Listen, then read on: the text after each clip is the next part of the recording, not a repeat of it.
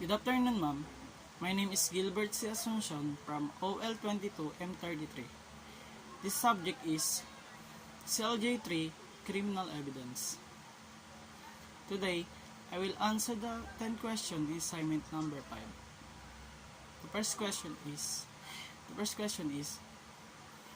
what is burden of proof? Burden of proof is also called burden of persuasion or onus probandi is the duty of a party to present evidence on the facts in issue necessary to establish his claim or defense by the amount of evidence required by law.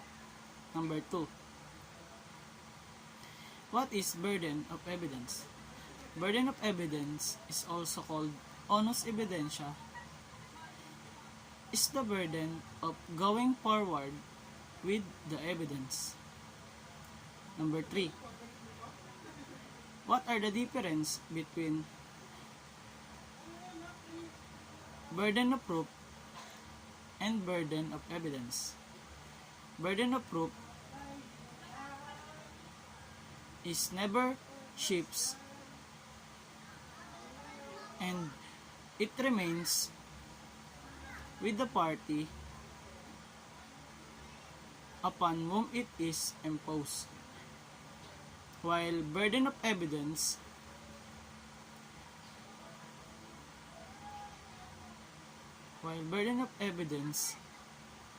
is shifts from party to party depending upon the exigency of the case of the course of the trial. Number 4.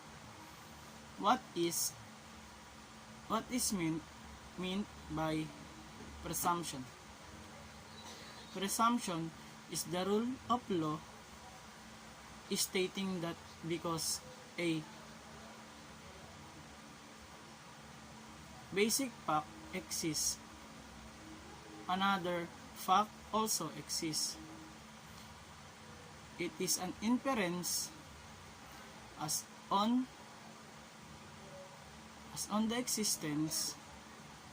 to the existence of a fact not actually known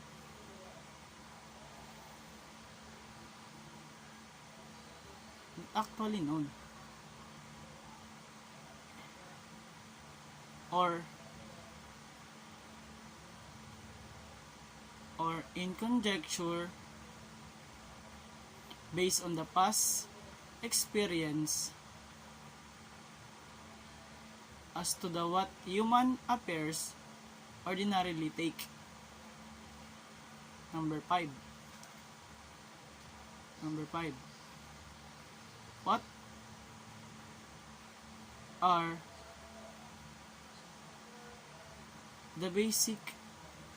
are the classes of presumption? Number 1. Presumption juris or presumption of law. Number 2. Presumption of hominis or presumption of fact. Number 6. What are the two basic types of legal presumption? 1 is conclusive presumptions. Number 2 is disputable presumptions. Number 7. Give the two examples of conclusive presumption. 1.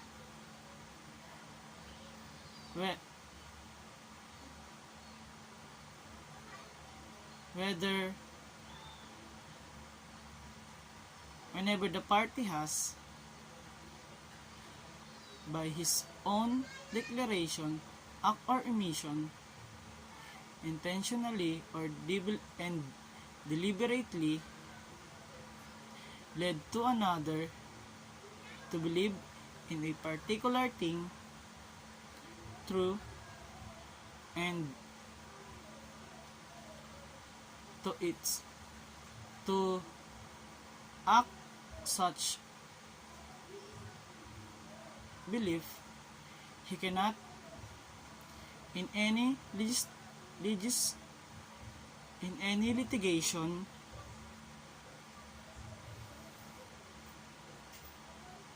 arising out of such declaration, act, or omission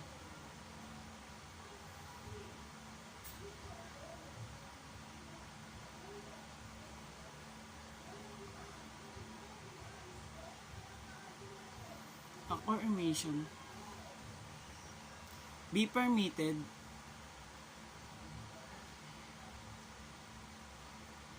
to falsify it, also known estoppel in pais or equitable estoppel. Number 2, the tenant is not permitted to deny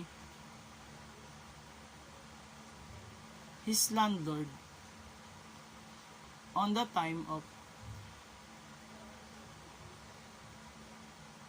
consummation of the relation of the landlord and tenant between them. It is also known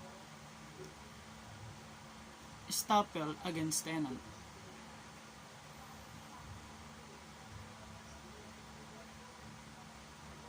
Question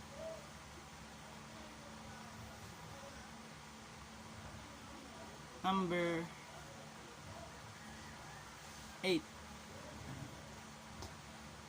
Tama ba?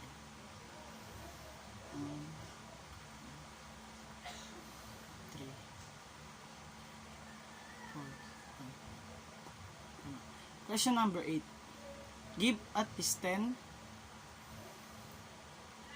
example of disputable presumption. 1.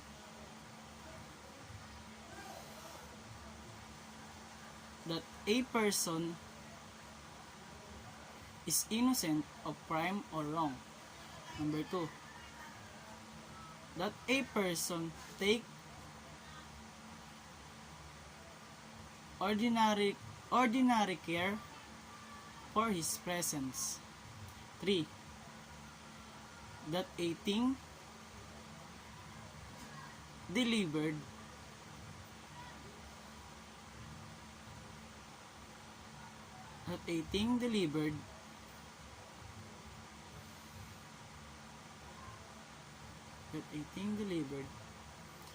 by one to another belong to the latter.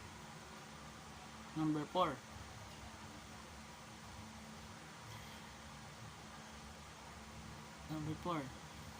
That an unlawful act was done with unlawful intent. Number 5. That an obligation delivered up to the debtor has been paid. Number 6.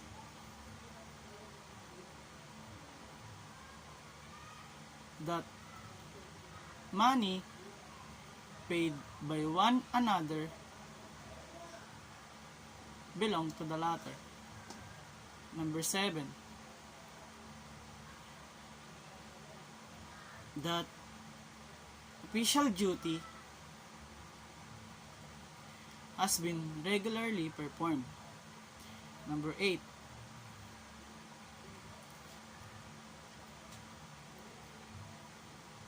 That private transactions has been fair and regular. Number 9. That the course of business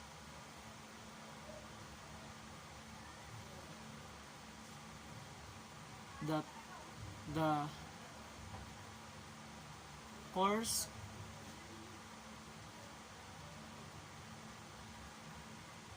of the business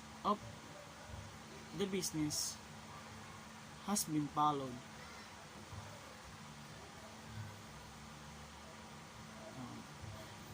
Number 10, that a writing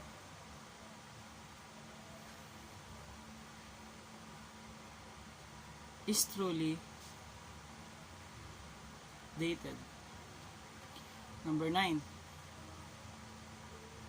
who can contest the legitimacy of a born child to a wife?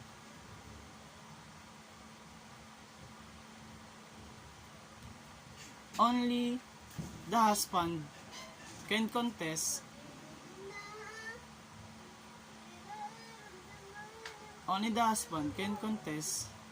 the legitimacy of a born child to his wife. Number 10. What is the doctrine of res ipsa liquitor? State the requisites for the doctrine to apply. The requisites of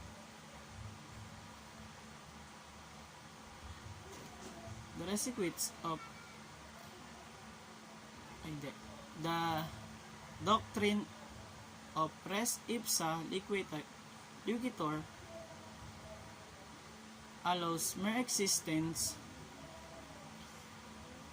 of an injury to justify a presumption of negligence on the part of a person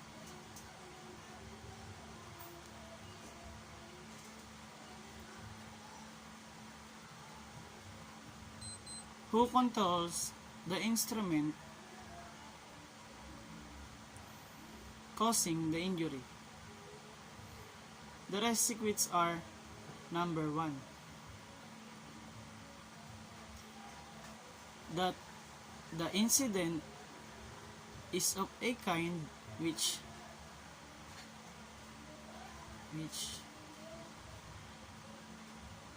ordinary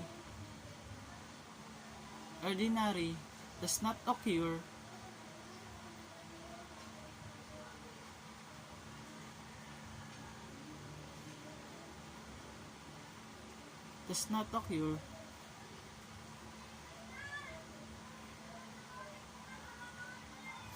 in the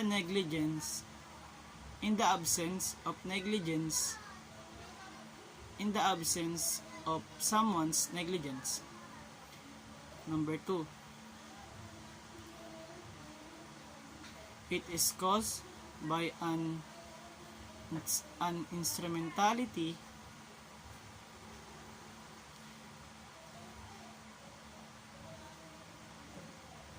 within the exclusive control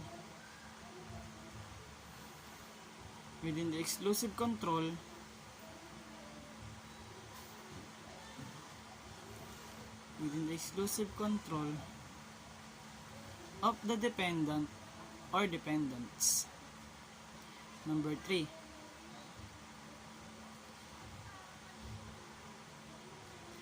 the